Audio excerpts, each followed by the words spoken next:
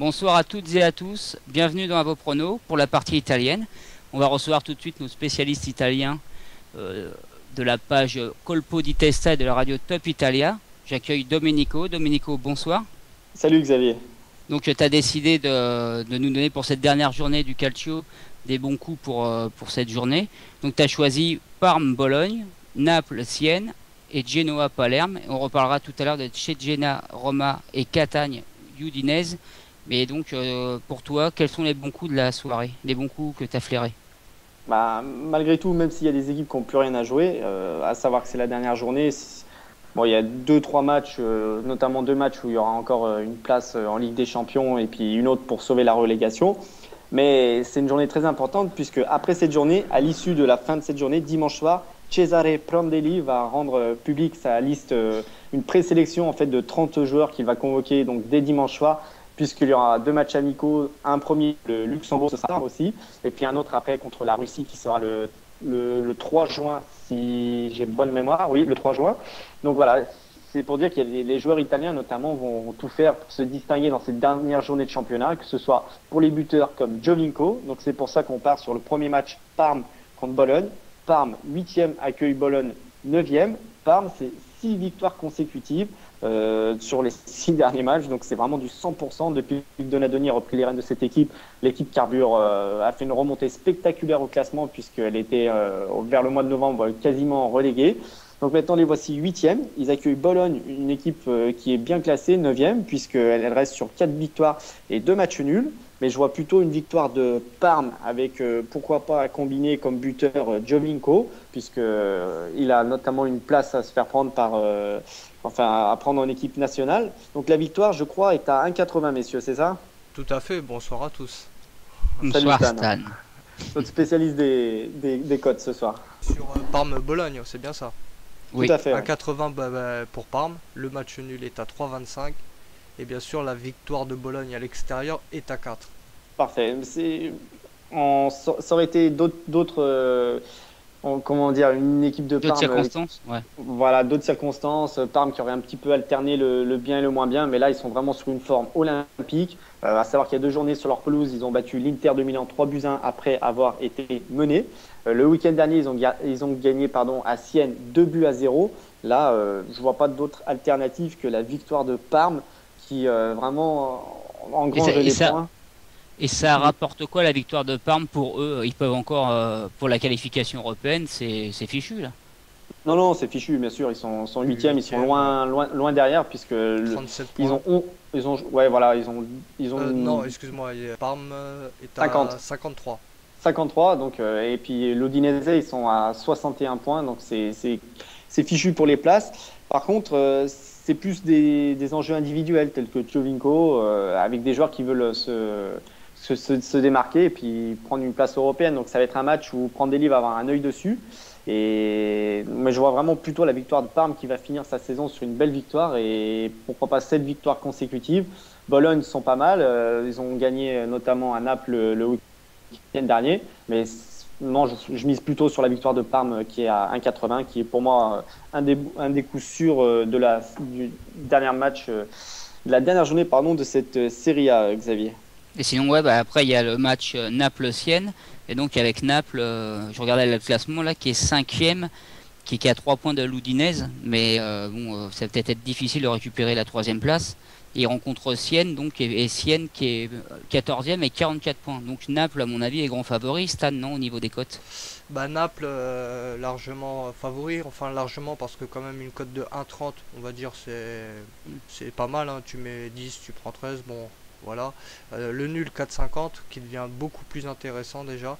Et bien sûr, alors la plus grosse cote, une des plus grosses cotes de cette soirée italienne, c'est cette victoire à l'extérieur de Sienne avec une cote de 8. Je vois donc, messieurs, sur un match comme ça, Naples, sachant qu'ils ont perdu le week-end dernier à Bologne, qu'il y a eu des tensions au sein du groupe, ça va être surtout quasiment le dernier match de Lavezzi qui a annoncé son envie de partir à 27 ans. Il serait notamment pisté par les grands clubs, mais il a émis un souhait plutôt de rester en Italie du côté de la Lombardie à l'Inter de Milan. Donc ça va être sûrement pas mal pour les 3-4 joueurs cadres. leur dernier match à San Paolo et la réception de Sienne. Moi, je pense, si on veut gonfler un petit peu la cote, de jouer Naples à la mi-temps. Pourquoi? Parce que je vous rappelle qu'il y a 2 mois de ça, il y avait la demi-finale retour de la Team Cup actuelle, où c'est la finale qui va opposer la Juve à cette belle équipe de Napoli. Et au stade de San Paolo, donc Naples recevait Sienne et a gagné 2-0, dont les 2 buts en première mi-temps. Surtout avec un but de Cavani. Donc pourquoi pas jouer Naples à la mi-temps ou Naples 2 buts d'écart à la fin du match. Et pour ceux qui sont un petit peu craintifs et qui jouent plutôt sur Internet, de mettre simplement la victoire de Naples avec un but de Cavani qui peut être pas mal et qui peut tourner aux alentours, je crois, de 2-20. Donc la victoire de Naples avec... Et sans te lancer un piège, Naples qui mène à la mi-temps ou qui gagne par 2 buts d'écart, c'est à combien la cote? Tu l'as toi, Stan ou Domenico? 1,58 Naples qui mène à la mi-temps. C'est jouable. J'ai regardé leur dernier match à San Paolo, qui recevait Palerme. Le score final était 2-0, score à la mi-temps 2-0, dont un but de Cavani. À savoir que Cavani tire les pénaltys, donc c'est vraiment une belle option pour celui qui veut jouer la victoire de Naples avec un but de Cavani. C'est plus que jouable. C'est le dernier match à domicile. Naples qui reçoit Sienne, une équipe mal classée qui s'est sauvée un petit peu de la relégation il y a quelques journées de ça, qui depuis s'est relâchée. Sienne a perdu le match d'avant sur son terrain face à Parme, justement, l'équipe qu'on parlait juste dans le match précédent. Donc non, moi personnellement, je conseillerais plutôt la victoire de Naples à la mi-temps. Voilà, et puis Naples à la mi-temps et Naples en fin de match, c'est 1,55. Non, les cotes sont, pour Naples, les cotes sont vachement proches, c'est souvent un 1,30, 1,50, donc il n'y a pas de gros coups quoi, de prévu. Bah, sinon, tu avais choisi un 3e match aussi, Genoa-Palerme. Alors Genoa, ils sont 17e avec 39 points, donc ils sont pas sauvés du tout. Ils ont 3 points d'avance sur Lecce qui a 36 points. Et Palerme, qui joue quasiment plus rien, 15e avec 43 points, ils sont sauvés. Palerme, eux, ils ont fait une très belle première partie de saison. Ils se sont relâchés, ça fait 3 mois qu'ils sont relâchés et qu'ils font plus peur chez eux. Et surtout à l'extérieur, qui sont vraiment mauvais en ce moment, les Siciliens.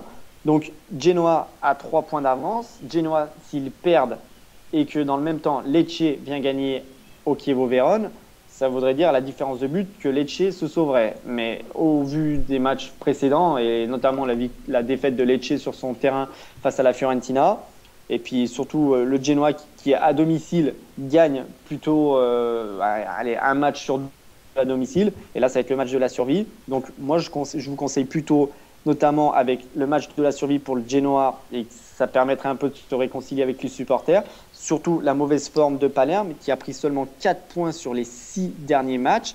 Je vous conseille plutôt la victoire du Genoa avec une belle cote à 2, voilà, qui tourne à 2, victoire plutôt de Genoa sur sa pelouse pour ce dernier match, et qui se sauverait, qui resterait un an de plus en Serie A. 2, je pense que c'est un bon coup aussi pour cette belle journée.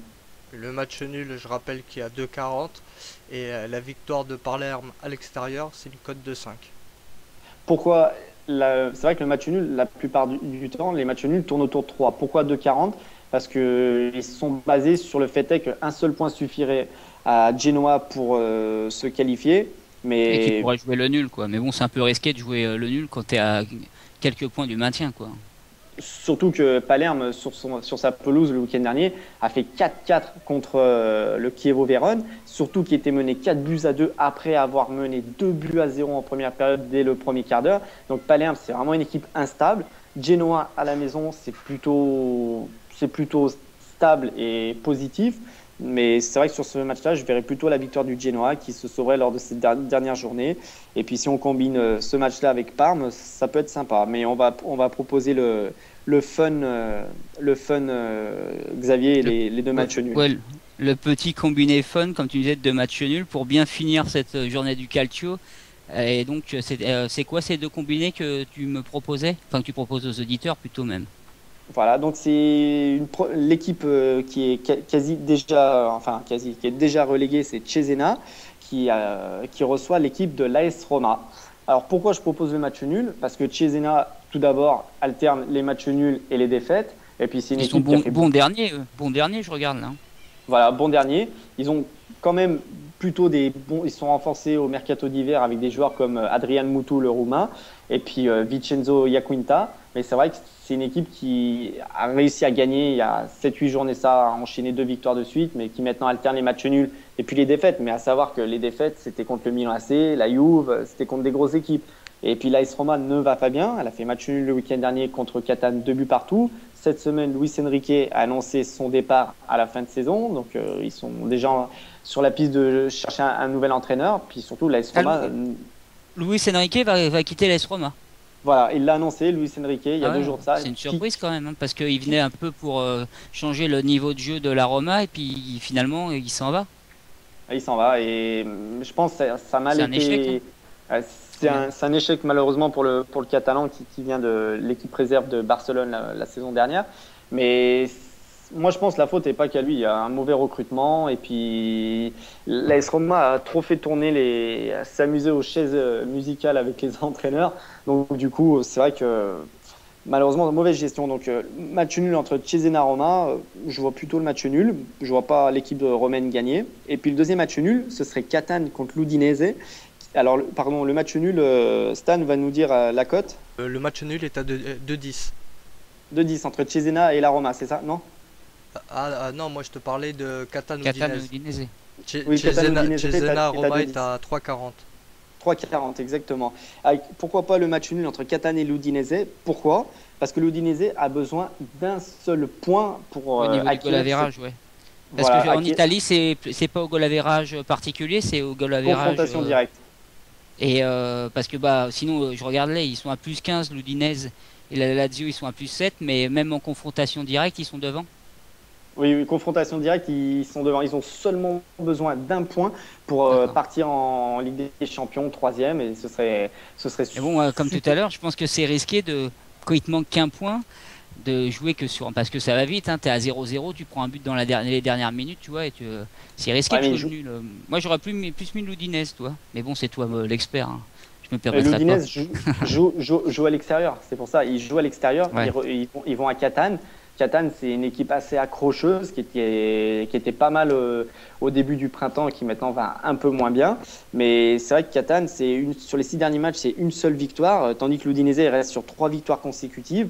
Et c'est vrai que moi, je suis un peu craintif sur les équipes qui ont des victoires consécutives en cours. Elles peuvent toujours un petit peu se casser les dents, mais le match nul, pour moi, me semble vraiment le plus flagrant sur cette journée de championnat. Donc, mettre le nul de Cesena Roma et puis le match nul de Catane Udinese, avec 5 €, on peut s'en tirer facilement entre 35 et 40 €. Donc c'est pas mal. Après, libre aux auditeurs de miser peut-être 10 € pour en gagner 70 €. Mais c'est vrai que ces 2 matchs nuls-là sont vraiment pour moi ceux qui me tapent le plus aux yeux pour cette dernière journée de championnat, messieurs.